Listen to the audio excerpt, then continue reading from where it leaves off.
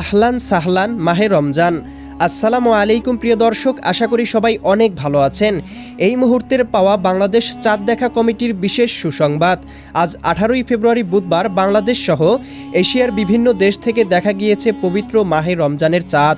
সূর্যাস্তের পর প্রায় টানা 51 মিনিট পর্যন্ত পশ্চিম আকাশে চন্দ্র অবস্থান করবে, তাই পরিষ্কার আকাশ এবং উঁচু স্থান থেকে খালি চোখেই দেখা যাচ্ছে পবিত্র মাহে রমজানের চাঁদের।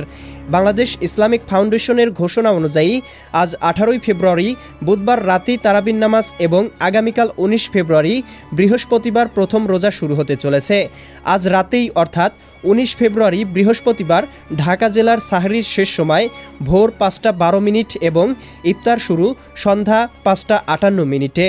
ইসলামিক ফাউন্ডেশনের প্রকাশিত জেলাভিত্তিক সাহরি এবং ইফতারের সময়সূচি অনুযায়ী সিয়াম পালনের নির্দেশ দেওয়া হচ্ছে।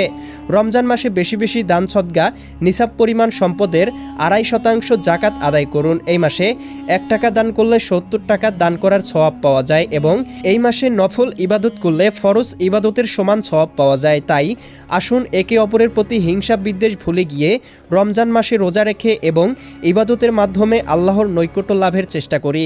প্রিয় দর্শক, দেখা হবে পরবর্তী নতুন কোনো এক ভিডিওতে। ততক্ষণ সবাই ভালো থাকুন, সুস্থ থাকুন। আল্লাহ হাফেজ।